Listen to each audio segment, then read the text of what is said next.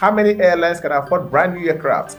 Let's bring it back to Nigeria. Nigeria right now is only Ibom Air that is using a brand new aircraft. Okay, the rest are, leases and all that.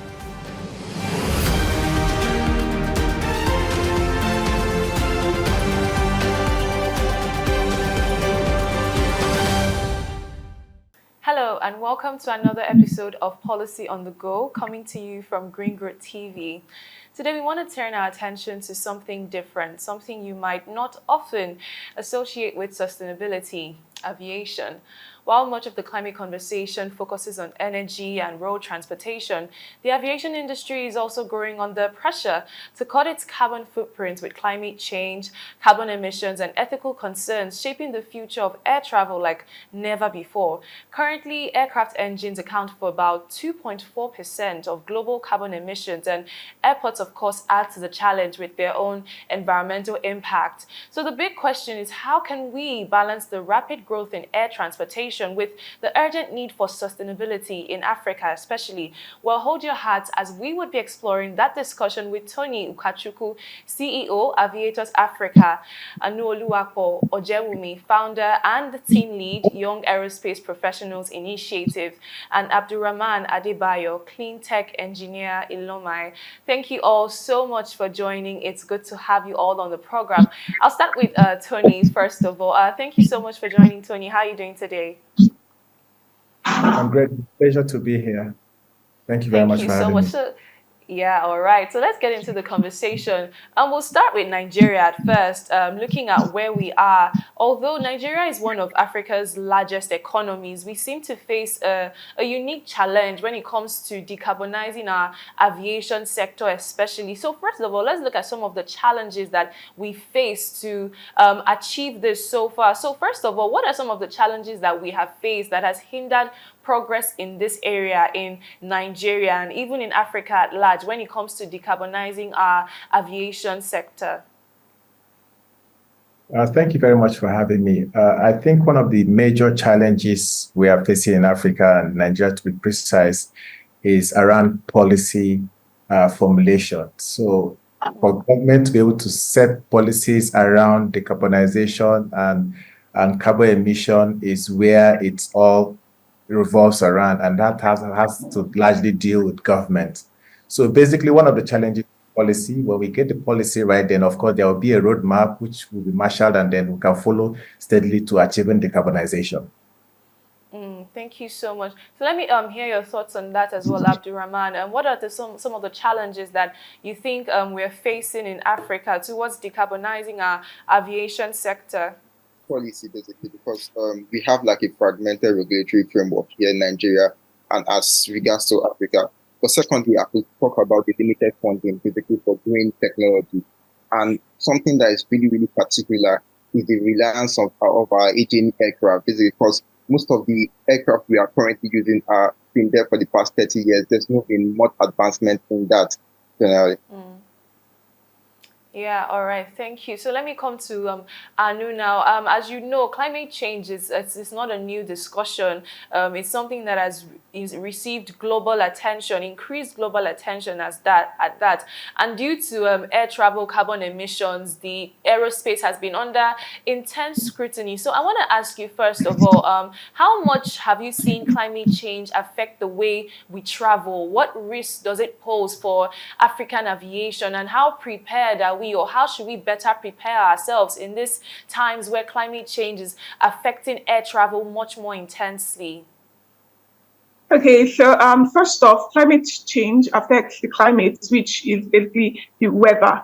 And when we look at aviation, while traveling, aviation weather is very, very paramount to aviation. And while traveling, things like turbulence can also flight basically. And when things like turbulence happen, it leads to accidents and some other casualties, which can negatively affect the aviation industry.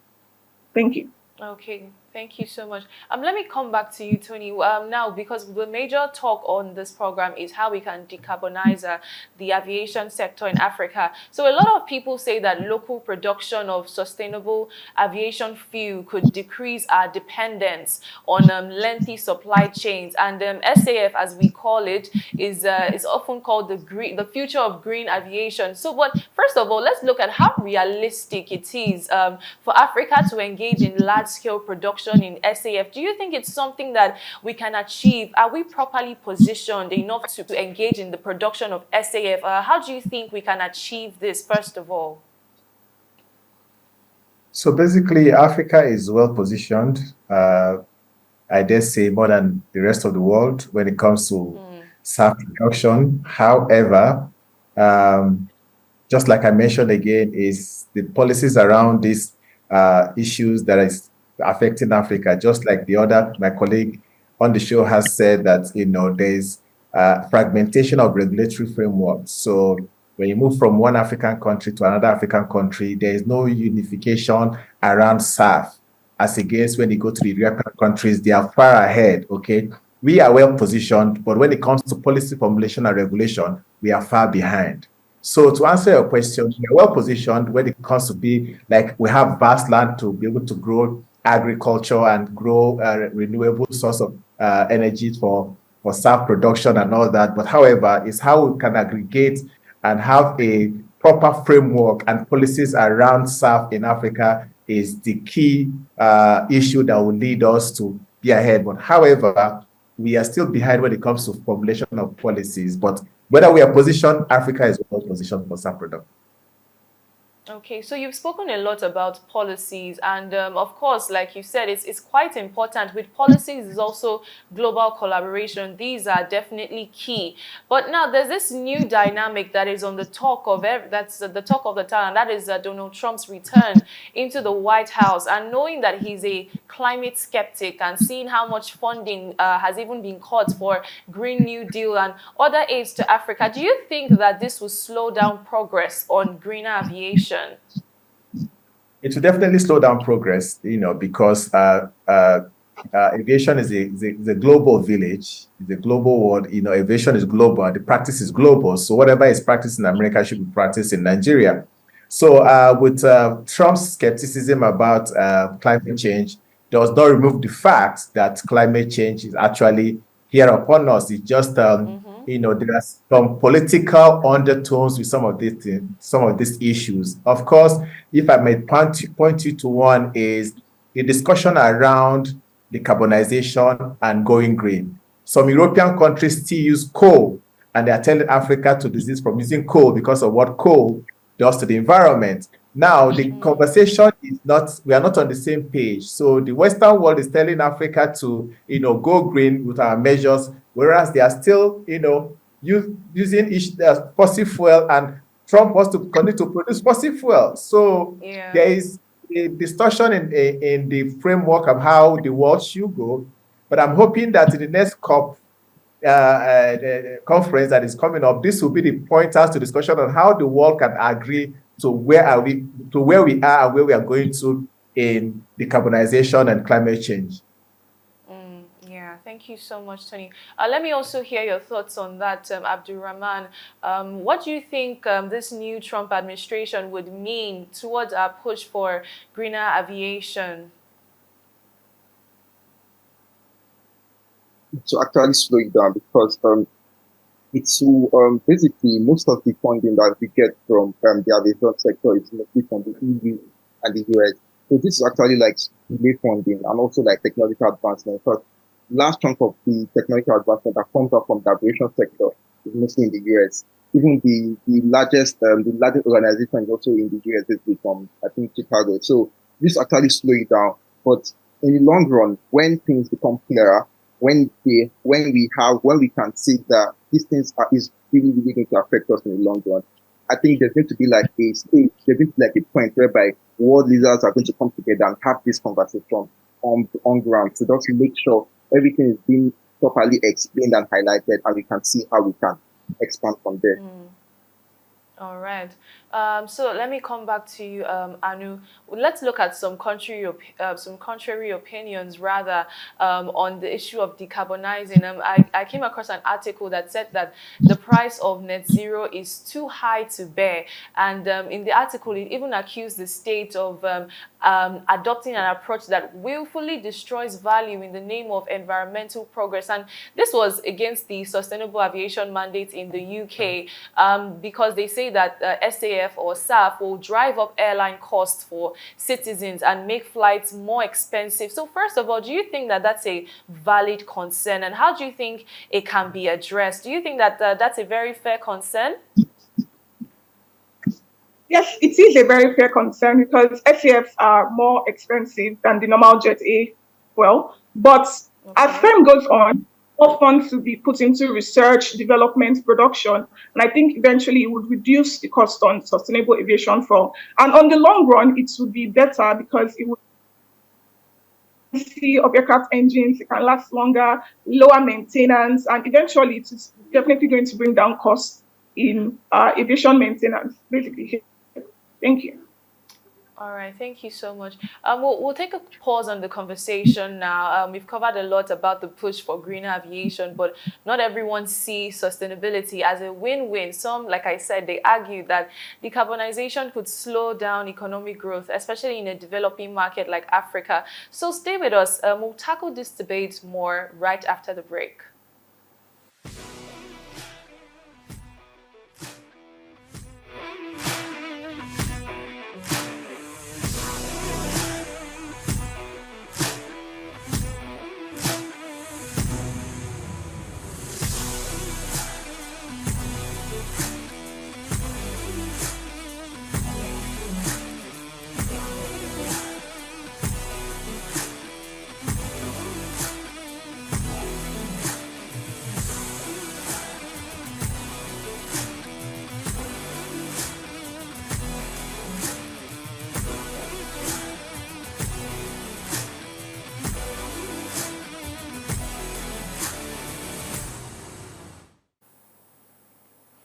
Welcome back. You're still watching Policy on the Go, coming to you from Green Growth TV. Let me continue this conversation with you, Abdurrahman. Still on contrary opinions, some people pit decarbonizing the economy against economic growth, arguing that prioritizing sustainability in the sector could slow down economic growth. So first of all, do you agree with this? And if not, the question basically is, can Africa truly afford to decarbonize its aviation sector? So thank you for that question. So generally, in the short term, I agree with that. Basically, it's like slow down economic growth. But the long term, it's like produce job creation in green tech, also avoiding, and also in the long run, just to avoid climate disaster. So in the short term, yes, but in the long run, we're going to see a very, very expanding economic growth, whereby a lot of job creation is going to be in place, and also we are going to avoid anything that is going to be like a disaster into our climate. So let me give an example. It's just has regards to before the invention of engines, we were using cars to move around.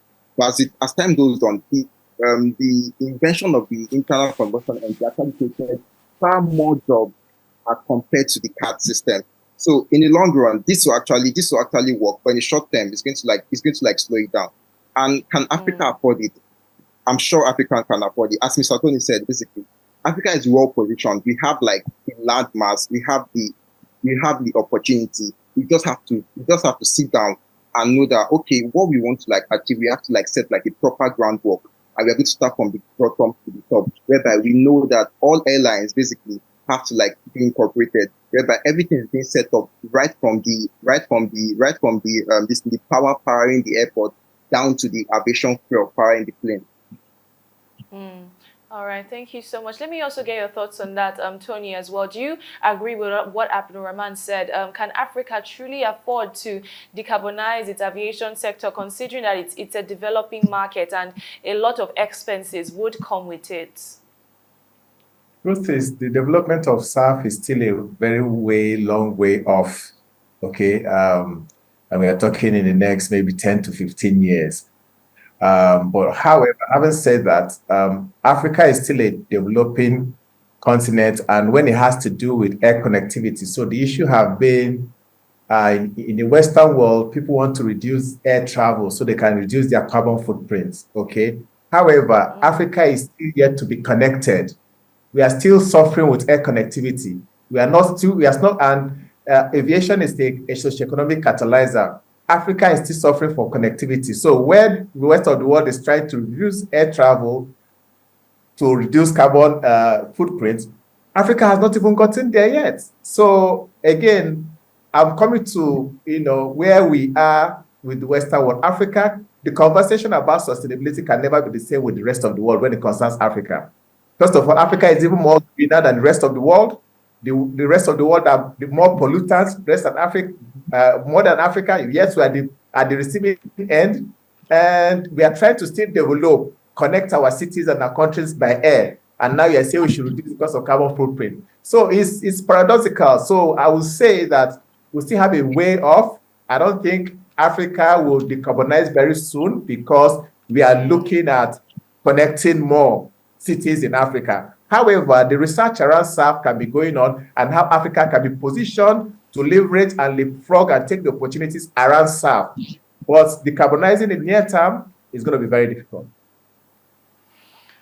All right. So with all those things you are saying, are you saying that African leaders and people in the aviation sector are not really committed to this transition? Because, of course, we've had a lot of talks, a lot of conferences surrounding it. So do you think that we're not really committed as a nation, as a continent, to actually meet up with this standard, to meet up with this transition? At the moment, I don't think the airlines or Africa is committed with this transition so far, because even if you look at the statistics of airlines, the only profitable airline in Africa right now is Ethiopian Airlines. Every other airline across Africa, they are all struggling, and they are looking at their bottom lines. And not to say that SAF wouldn't help, but they are looking at the cost burden to be on them in the near term. How many of them can afford brand new aircraft? Because the aircraft that are being produced right now, of course, are future-proof to reduce carbon footprint. But however, how many airlines can afford brand new aircraft? Let's bring it back to Nigeria. Nigeria right now is only Ibom Air that is in a brand new aircraft. Okay, the rest are leases and and all that. So until Africa begins to say, okay, let's begin to use next generation aircraft to reduce that, but that is cost effective. It's not going to be cost effective because airlines are really struggling, with their bottom line. So it's a hard conversation to have. So I don't think they are committed right now, but I think in the near future, because sustainability is not an option, is a business imperative. I mean, when we go to ESG, we discuss that. So it's not an option. It's not a choice. It's something we must do to go further. But however, Africa needs to get the right policies in place, the right regulations in place to help the operators and to help the sector. All right, thank you very much. Let me also get your thoughts on that, Anu, as well. What do you think about that? Do you think that we're any close to achieving this transition?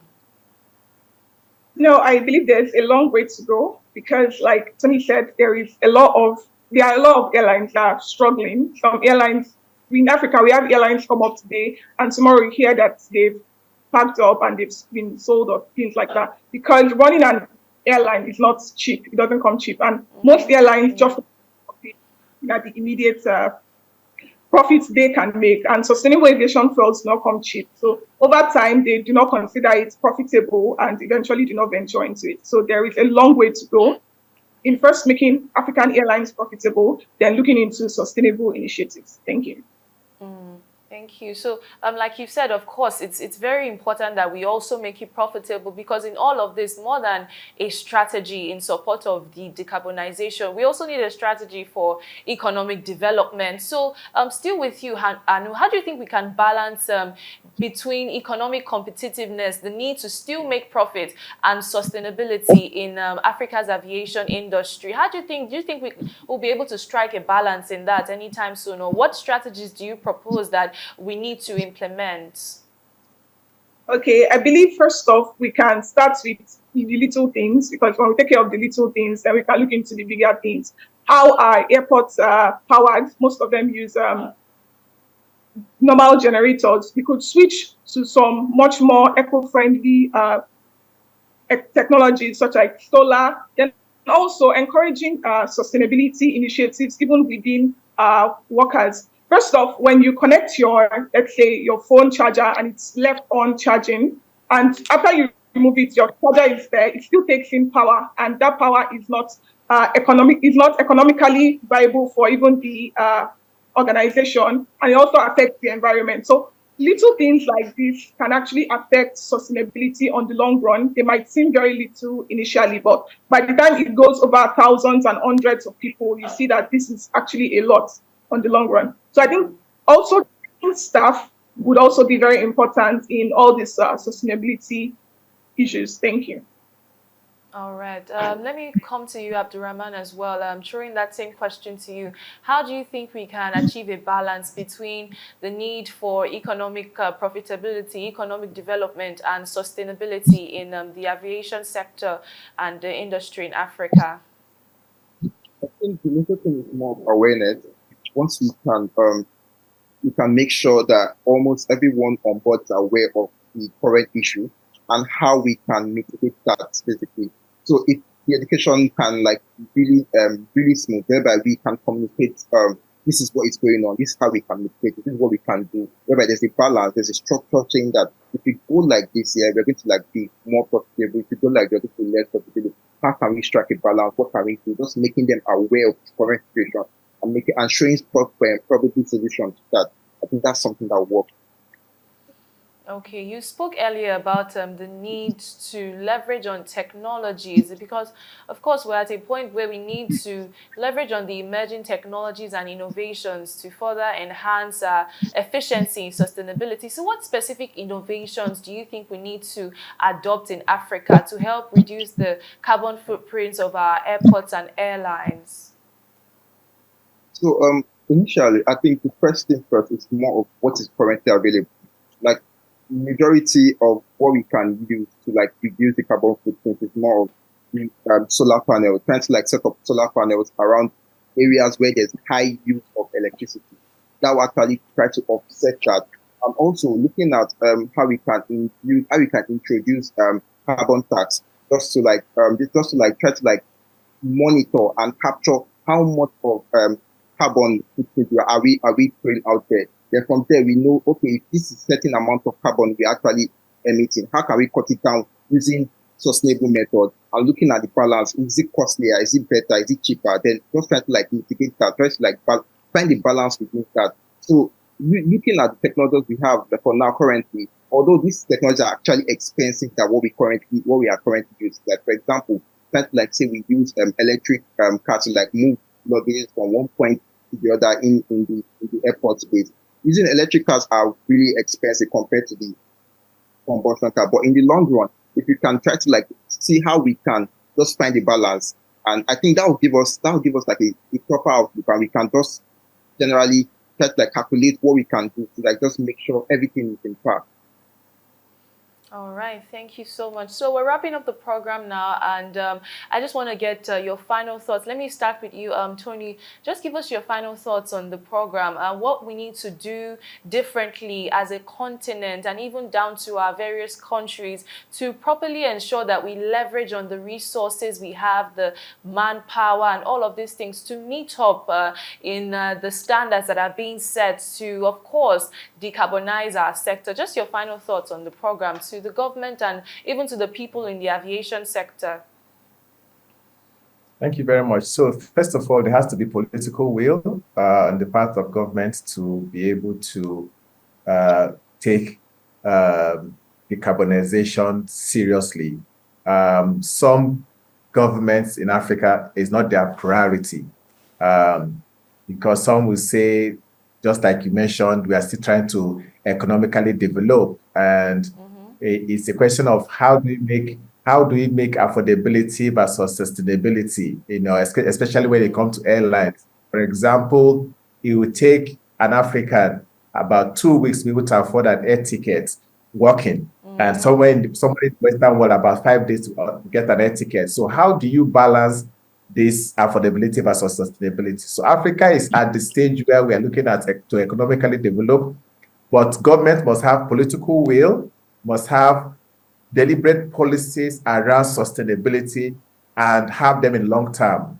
Part of the issues in Africa as well is that we don't look at long term. We look at just in the near term. So yes, in the near term, things might be rough, it might be expensive to pursue this course, but in the longer time, it will be of much benefit to Africa and it will create more jobs. So Africa needs to begin to look at the longer term rather than the near term, because looking at the near term and being narrow-minded, it will make them shift their focus and begin to just to think of economical development, but sustainability is a must. Thank you. Thank you so much, Tony, for sharing your insights and joining the program. Let me also have your thoughts as well, Anu, on the program as we wrap up. Okay, I think one major area we need to work on is increasing awareness on sustainability initiatives. Let people know what your individual actions do to the environment negatively and how best you can, work on that to make sure that you're in your own little way, you're being sustainable. And like I said earlier, training should actually be done for airport staffs, airlines to actually understand the impact of aviation on the environment and how they can also reduce that impact. Thank you. Thank you, Anu. And to you, Abdurrahman. Well, thank you for that. I think generally it's more of a strategic planning and collaboration. Once the government and the airline and everybody involved in this process can come together, become partners, and see how we can further accelerate this, making sure every stakeholder is aware and everyone is really on board to solve this problem, try to find a balance. It will serve everybody. All right. Thank you so much, Abdurrahman, for sharing your thoughts. Thank you to all our guests for joining in on the program. It's a pleasure to have you all. Without a doubt, policy frameworks are essential, like we've seen from the discussion. They're very essential for creating a supportive environment. So it's very important that our government looks into creating frameworks that can help in the push for sustainable aviation in Africa. And as we see, air travels remain the most carbon-intensive form of transportation, with aircraft still heavily reliant on fossil fuels. But as we've discussed today, the path to a more sustainable aviation industry is not just necessary, but it's possible. The journey towards greener skies, as we hope to call it, starts with a shared commitment to cutting emissions and, of course, rethinking how our aviation sector operates. And we must embrace both the technological advancement and smart policies, like we said earlier. So that's a wrap on the program today. Thank you once again for watching. I'm Tony Gubanjo. It's bye for now.